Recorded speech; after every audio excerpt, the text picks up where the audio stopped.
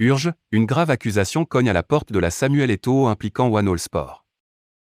À la fin de juillet, au moment où la Coupe d'Afrique des Nations féminines venait de s'achever au Maroc, Samuel Eto'o décidait de mettre un terme au contrat qui liait depuis 2019 la Fédération camerounaise de football, FECAFOOT, avec l'équipementier français Le Coq Sportif.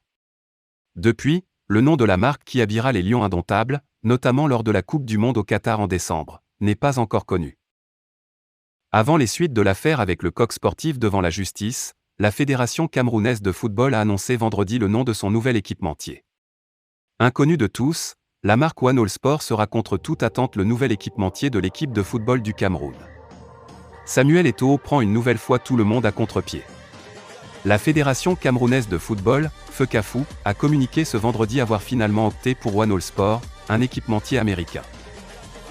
La société américaine peut se vanter d'avoir 20 ans d'expérience dans l'industrie des vêtements et accessoires de sport. Seulement, beaucoup de critiques voient en cette opération de nombreuses irrégularités.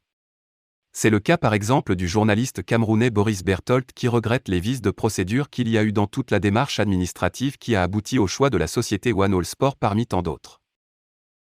Ce dernier, après les critiques, a envoyé une pique au président de la Fédération camerounaise de football, FECAFOOT, Samuel Eto'o, comme vous pouvez le remarquer sur la photo d'illustration.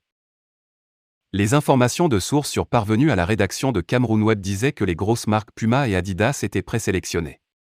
Mais il faut croire que Samuel Eto'o fils et son comité exécutif ont eu des raisons de ne pas les choisir. La chaîne sportive qatari BeIN Sport, comme tous les médias du monde entier, ont été étonnés par ce choix effectué par la FECAFOOT. Même les Camerounais sont surpris. Ils s'attendaient à voir du changement mais pas un qui soit renversant à ce point. Un contre-pied parfait, c'est comme cela qu'un journaliste local a qualifié la nouvelle. Pour le politologue Vincent Sosten-Fouda, il se pourrait que Samuel Eto'o soit actionnaire de ce nouvel équipementier et il ne serait pas étonné d'apprendre un beau matin que ce soit avéré.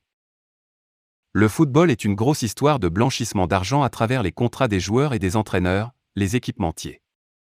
En Afrique et au Cameroun en particulier, la FECAFOOT et le ministre de tutelle font signer des contrats aux entraîneurs, lesquels contrats n'arrivent jamais à leur terme.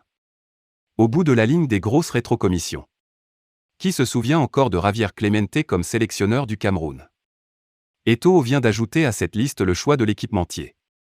Personne n'a jamais entendu parler de lui avant sa signature avec le Cameroun. D'où vient-il?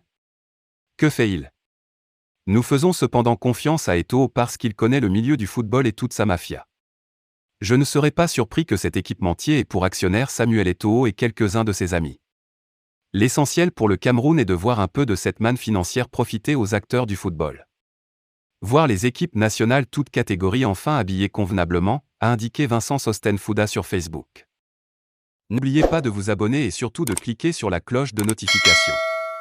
Likez la vidéo si ce n'est pas déjà fait. Laissez aussi votre point de vue en commentaire.